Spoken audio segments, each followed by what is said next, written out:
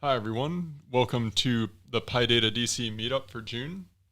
This is Wilson, your host for the PyData DC Meetups, and today we'll have Kevin Hannon speaking on his work with managing batch workloads with Armada. Bit of a delay on the camera, I guess. Gotcha. So I'll go ahead and start us off here with some announcements.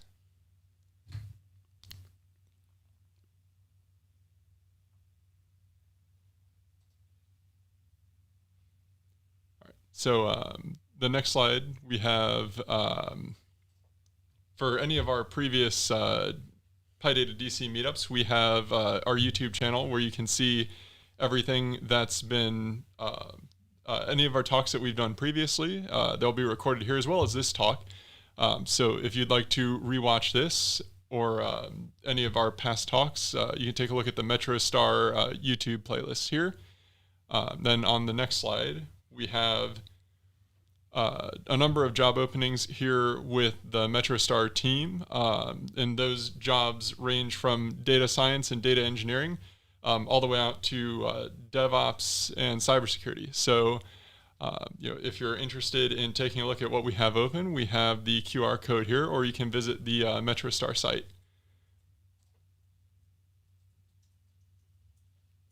And if you're interested in speaking at a future PyData DC meetup, feel free to shoot us an email at marketing@metrostar.com. We love to have our participants come on for additional conversation. So with that being said, we're going to go ahead and say a quick thank you to our sponsors, PyData, MetroStar, and NumFocus. They're the organizations that make all of this possible. And with that, we're going to pass it over to Kevin. All right. Thank you for having me. I attended a PyData talk only a couple months ago, and I was really excited to get a chance to actually give a talk here. So today I'm going to talk about managing batch workloads with Armada, which is a multi-cluster Kubernetes scheduler. And I'm going to have, since it's PyData, I'm going to have a focus on Jupyter and Airflow. So just a brief intro about who I am. I started my career in computational science as a chemist, and I was focused mostly on running simulations and trying to predict chemical properties by using programs. And generally, that kind of got me interested in how to use hardware like GPUs and parallel computing to try and speed up simulations. After grad school, I kind of been bouncing around in a few different software engineering jobs, but probably in the last 2 years, really 2.5 now, I've been really focusing on containerization. I actually remember my first project it feels like a young software engineer, but I remember being told that we need to figure out Kubernetes and containers, and I was like, I don't know what either of those are, and I was very overwhelmed, and luckily I was able to reach out to the community, get some help, and also the massive amount of videos that are available got me up to speed. And now I'm here giving a talk about it. So it is possible to learn that stuff. But generally, my interest has been enabling AI, ML, and computational scientists to run workflows across either on-prem high-performance computing clusters or Kubernetes clusters. And then I kind of found that the Kubernetes is a great platform for microservices and needs a little bit of work on batch processing. But there is a lot of good things there. And I was in the last year, I've actually been working at a company called G Research under their open source division, where I am primarily focused on improving the Kubernetes ecosystem around batch processing. Now, G Research is a quantitative trading firm that's based out of London. They opened their first U.S. location in Dallas, and we are hiring in both London and Dallas.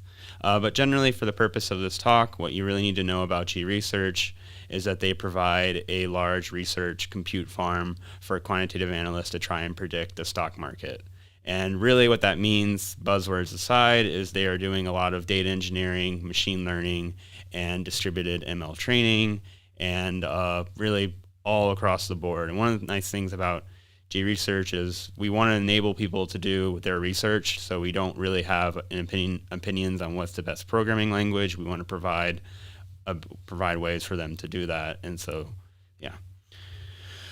So generally, what is a batch job? Well, for the most part, there are so many different domains that can be represented as a finite lifetime job, and that is what a batch job is. It's just something that can run in a finite amount of time, and usually it can be a wide range of time life cycles from seconds to months. As a grad student, I have members submitting calculations that would take almost a year to run, and there was a lot of babysitting it along the way. So they can be pretty long running. They can also be short. As you add more hardware to a problem, typically you want it to go down, so usually they get faster, hopefully.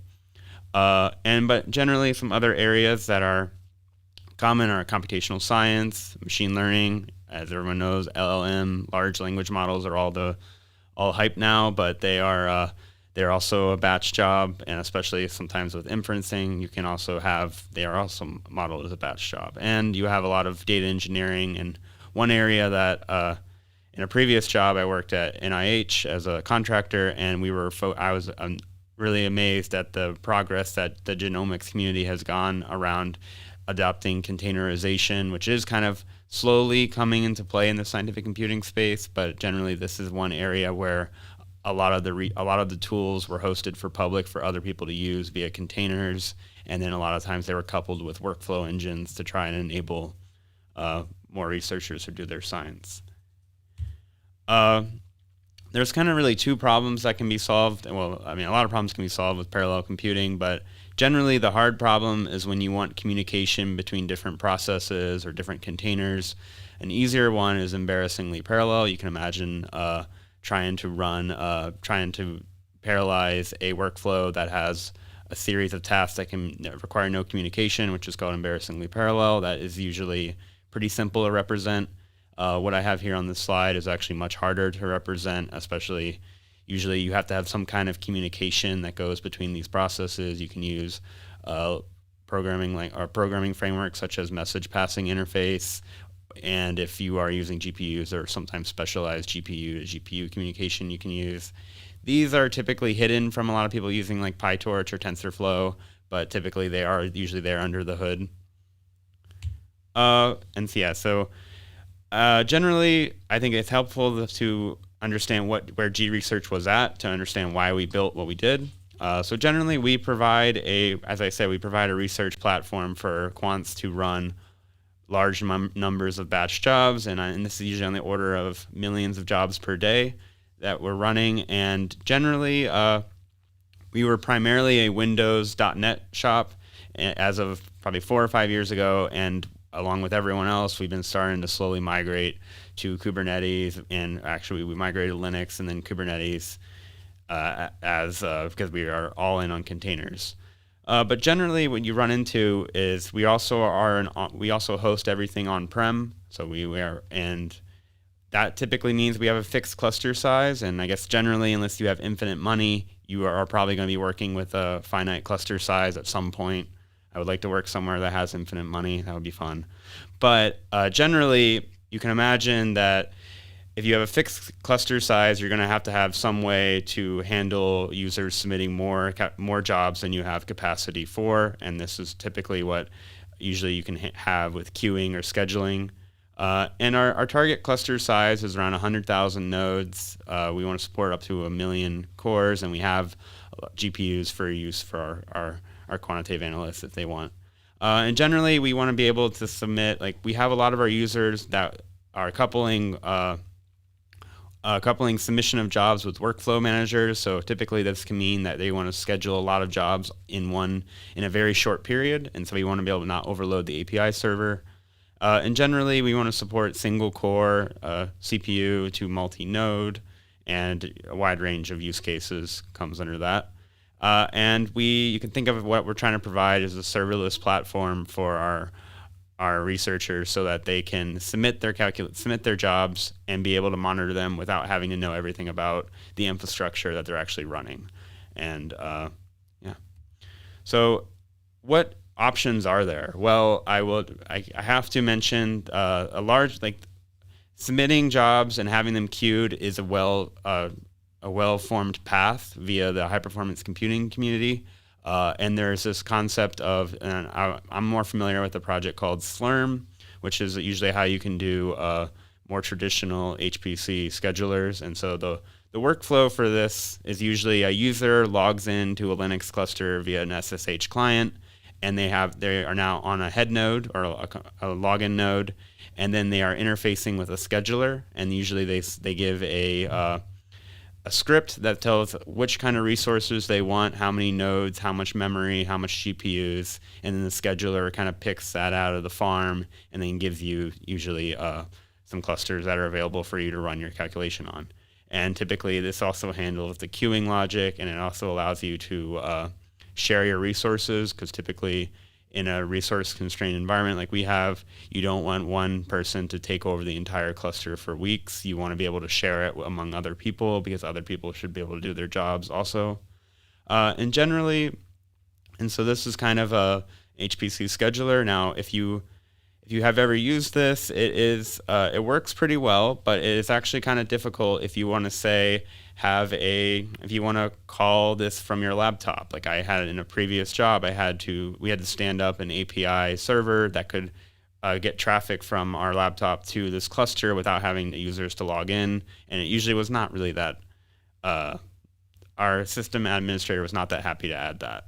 And so generally, and we were also doing a POC, so we were able to do it, but in production, there's a lot of cases where you may not want this type of approach.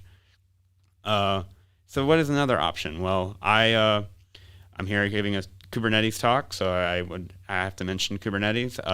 Generally, Kubernetes is a pretty powerful platform for microservices, and as I hope to illustrate in this talk, it can be a powerful platform for batch processing.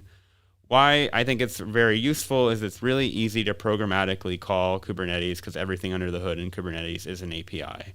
And generally, a user has access to a cluster, and they have a Kubernetes client. They are now able to submit workloads into a Kubernetes cluster, and it can be pretty easy to programmatically call that. You can use it as a computational backend, and it can provide a really nice interface for that.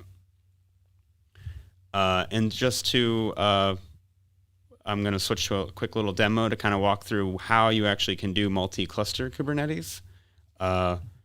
So I have here, I'm a big fan of Kind, which is Kubernetes and Docker, and I have two separate clusters here, an Armada test and a demo one. And what I can do is I can just, for those who are not familiar, the core area of Kubernetes is called pods, which are really just containers for this purpose. And generally, you can see here I have the control plane pods that are running, and then if I want to create an object, I can just say create.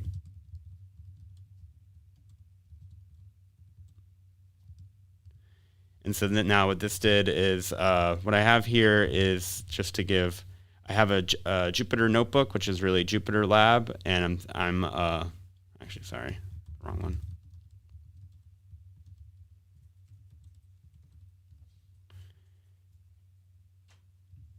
And so generally this is a Kubernetes batch job, and it is running a pod, and I have a service here, and it's all listening on port 8888.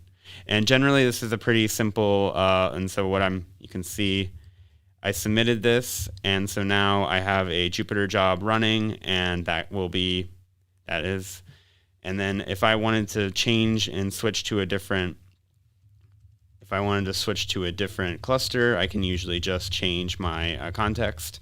And so why this is pretty useful, because I'm able to submit to different clusters. Some of the problems with this is you have to know the cluster name. I promised you that we want to provide a serverless platform. We don't want people to know which Kubernetes cluster they're actually submitting to. What happens if you change the name of your cluster? Well, everyone's scripts break. Well, this is some of the problems we would run into. And so generally, Kubernetes does have some work to do, unfortunately. And there's really, I did mention, like I talked about multi-cluster. There's also another way to scale Kubernetes to more nodes. You can just vertically scale by adding more nodes to an individual cluster. OpenAI has a series of blog posts around the engineering effort it takes. Their first one is 2,500 nodes, and then their second one I have linked here is 7,500. They're really interesting posts about all the engineering effort that goes into running Kubernetes at that scale. As an on-prem, relatively small organization, we did not really want to have a lot of dedicated staff operating this.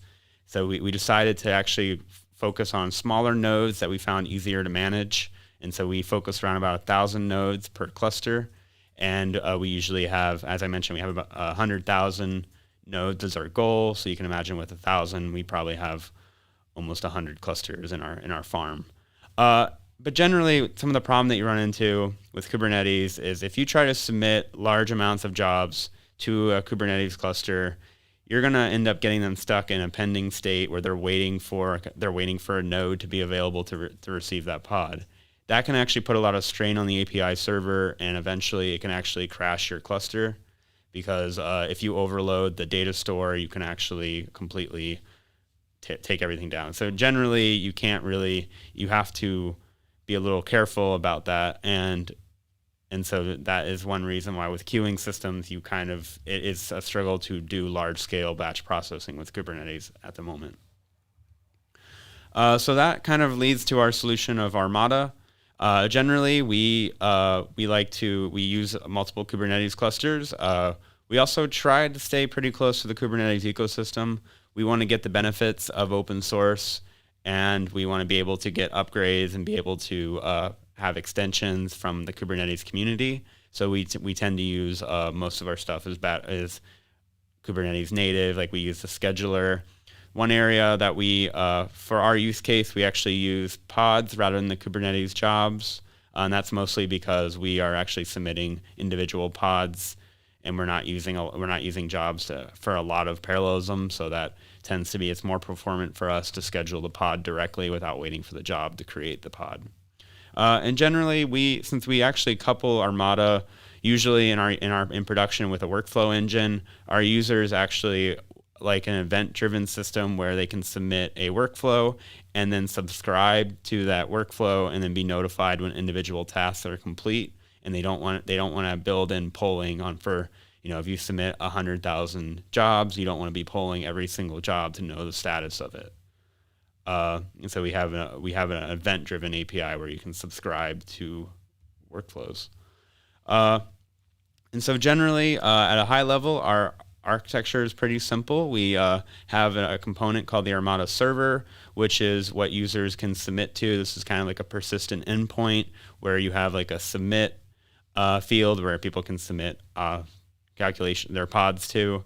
And then generally, in order to not overload the API server, we actually use a message queue under the hood to not overload everything. And then we have a UI that actually looks over our server to get our users progress of what's going on in their jobs. And this allows us to have events database and jobs database so people can get the history of their jobs, and also our UI will be able to use the job database. And generally, the way we horizontally scale our compute farm is via this concept of executors. These are these Kubernetes worker clusters. And generally, this is where we can always add more clusters or remove clusters, and then we can keep our server intact. So we are able to do maintenance such as rebuilding nodes or testing out new ideas or testing out a Kubernetes upgrade without having to completely do it all in one go. So it's kind of like a staging rollouts, if you will, to our compute farm, generally this is kind of our architecture. So what is a submission object look like for Armada? Well, we actually we use a pod spec, which is just a Kubernetes. It's a Kubernetes defined API for pods. It's kind of similar to a deployment or a pod template or a job template. And the other areas, like I talk about Jupyter here later, we actually provide things like services and ingresses for those that are not familiar with Kubernetes.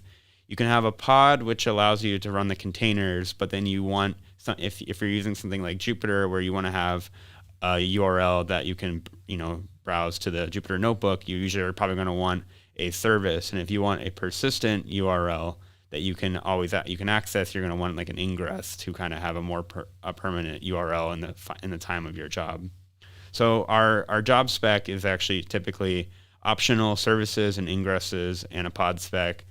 And then the way that we're able to target things like GPUs is actually through standard Kubernetes items like taints and tolerations and resources. So that's how in your pod spec you would say I want a GPU via this field specified, and then it will target a node that has that GPU as part of the Kubernetes scheduler. And so generally, I mentioned earlier that G-Research is not very opinionated on what language people choose. So that really means that we have to provide clients for our Armada is written in Go, but we have users that want to use .NET and F# and Python, and also some still want to use Go.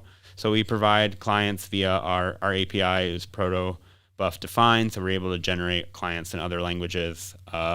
And I have here, I promised you some Python code.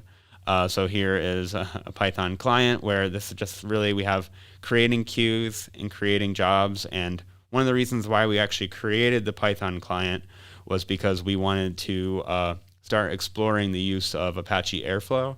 For those of you that are not familiar, Airflow really pioneered this idea of workflows as code. Typically, you define a Python file, which is really a DAG, which allows you to specify a series of tasks. One of the, people say Kubernetes is really powerful because of extensibility. I would also say that Airflow is in the same boat. There are hundreds of providers, which is the general idea with Airflow is you don't want Airflow to be doing the compute. You want to defer that to a separate task, like a Spark cluster or an Armada cluster. So generally, Airflow has an extension. You can use things like they have a nice base class that you can use that to build other providers upon, and that's what we did with Armada with our Python client.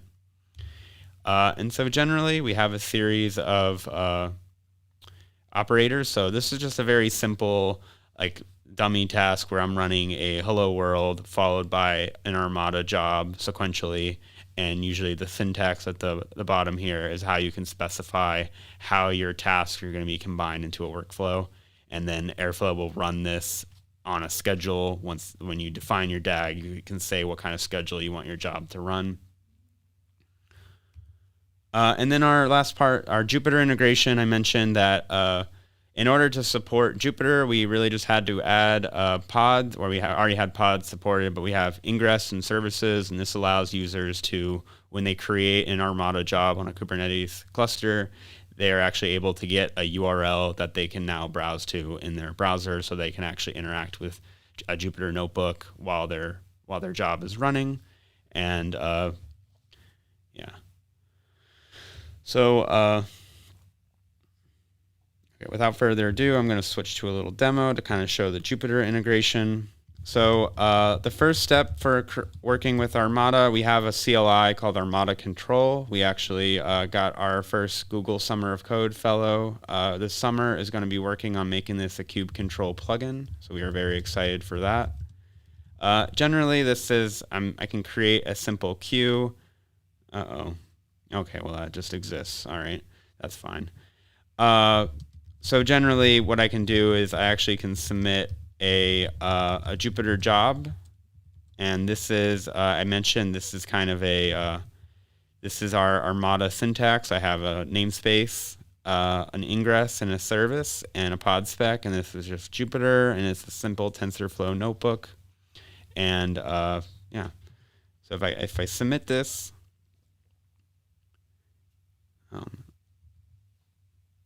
Sorry about that. And so I'm running this locally for right now just to make it a bit easier. But generally, I can go here, and this is our UI that kind of shows our job running. And then if you look at this is our job YAML that we submitted, and it is running. And then since I'm in kind, one problem with kind is the ingress in the services are a little bit of a pain, so I'm going to go ahead and actually port forward this. So just to make it, bear with me for a second.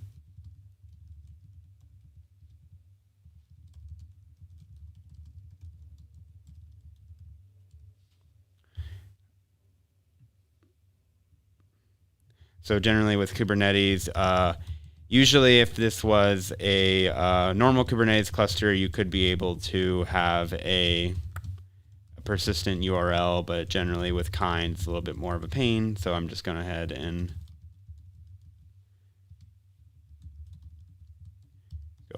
get this working. So now I'm just forwarding the connection, and so what this come on.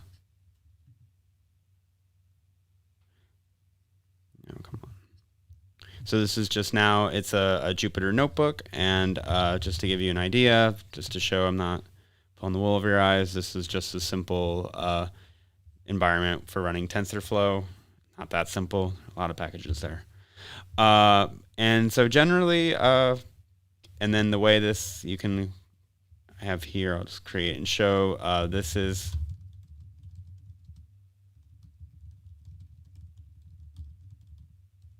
you can see here I have, down here, sorry, it's this is the Jupyter job that is running, and yeah, so that is for Jupyter. That's a pretty simple use case, and then you can see our UI kind of has some information about tasks that are running. And in the last part for my demo I wanted to show was I have a little video here. Let me go back to my slides. I'm just going to play you the last minute of this. And this is kind of walking through our Airflow integration.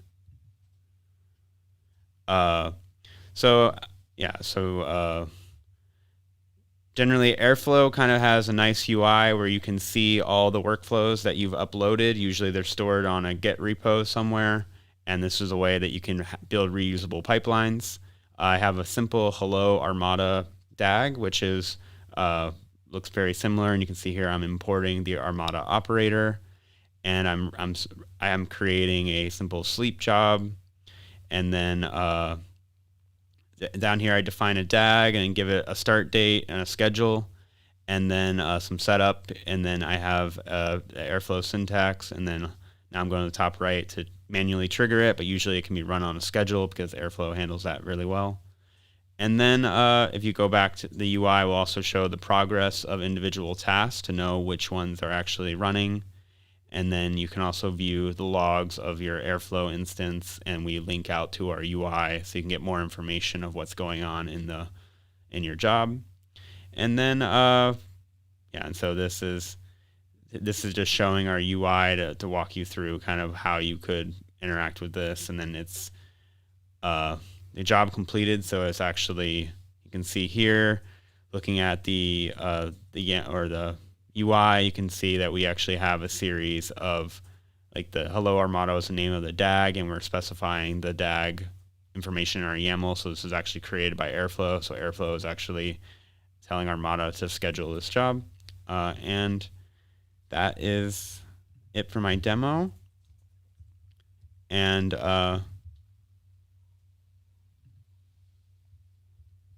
if you are interested, we are an open source project, and we have an Armada Slack channel under the Cloud Native Computing Foundation. You can find the link there under the contribute QR code on the left.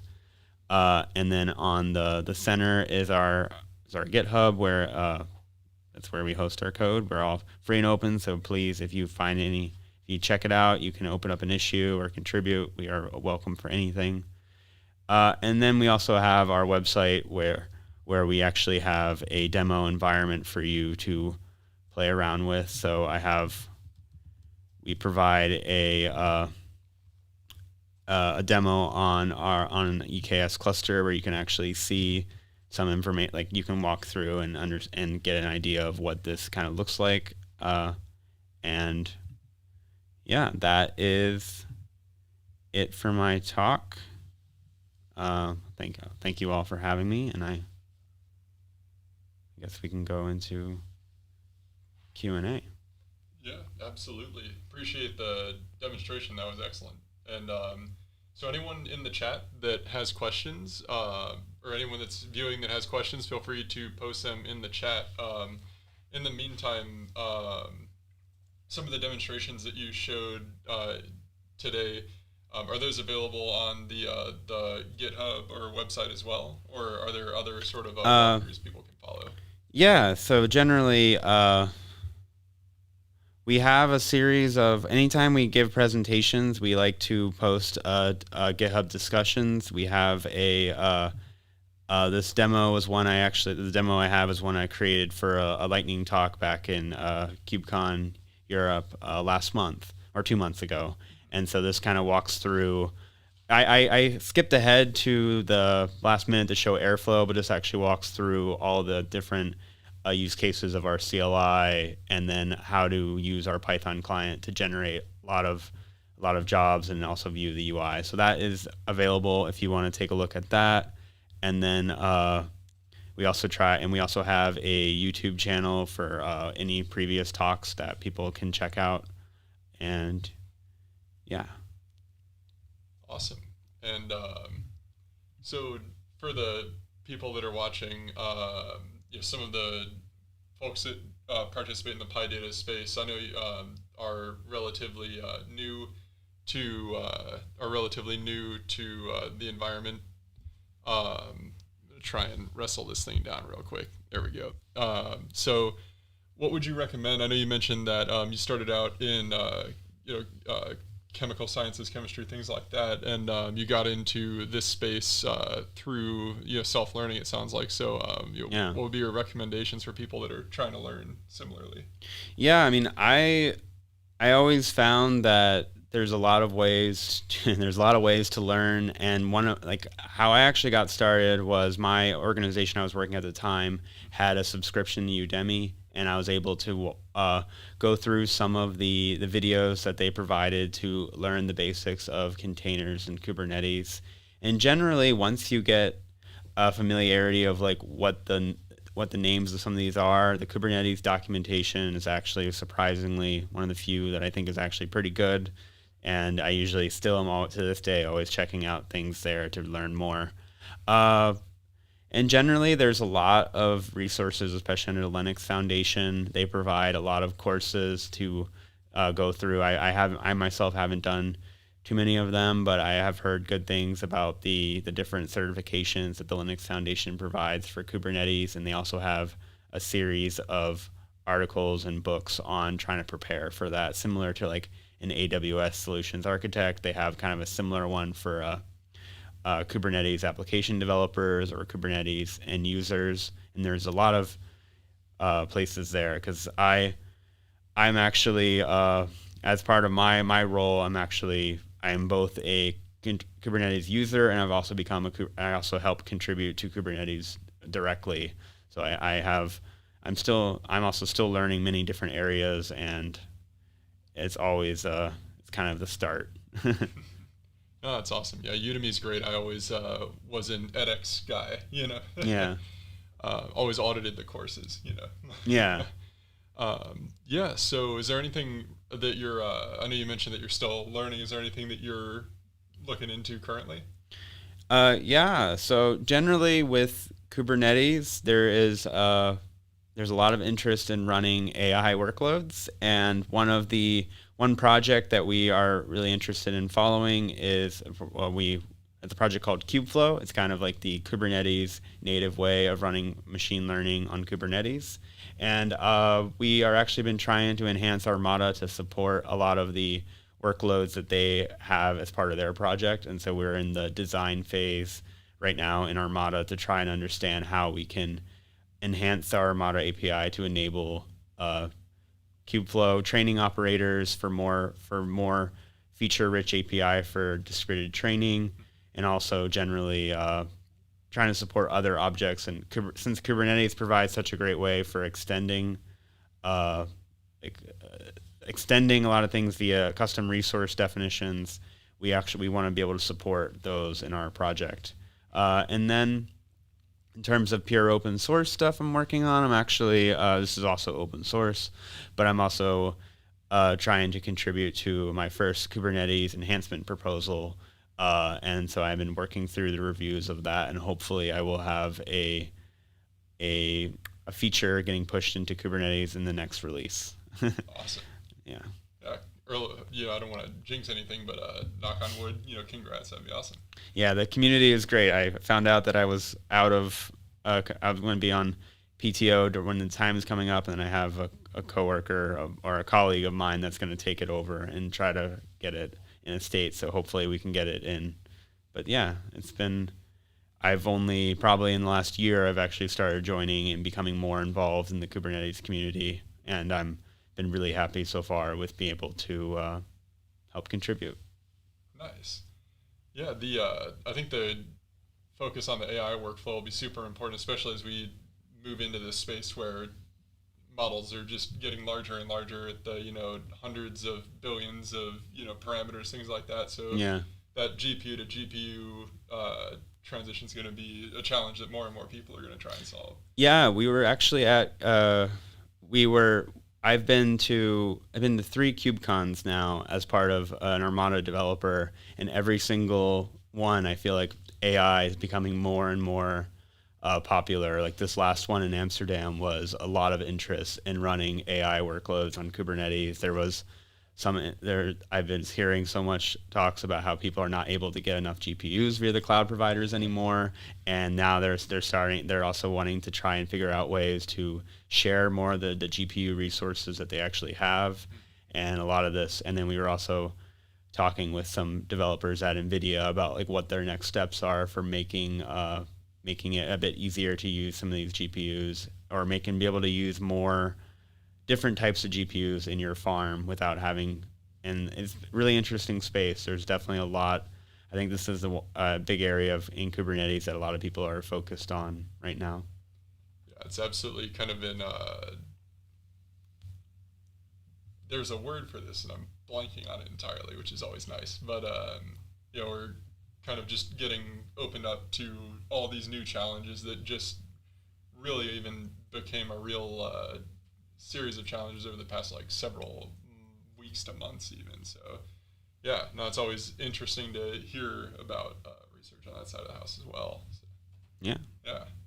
Well, appreciate you coming out and doing the talk, Kevin. And of course. Yeah, if anyone has any other questions, they can always reach us on our YouTube page here, and we'll be doing another PyData here soon. So thanks again for the talk here, Kevin. Appreciate you coming out. Yeah, thank you for coming out. And yeah, if anyone has any, if you have any questions, you can also please join our Armada Slack channel, and you can ask any questions after that.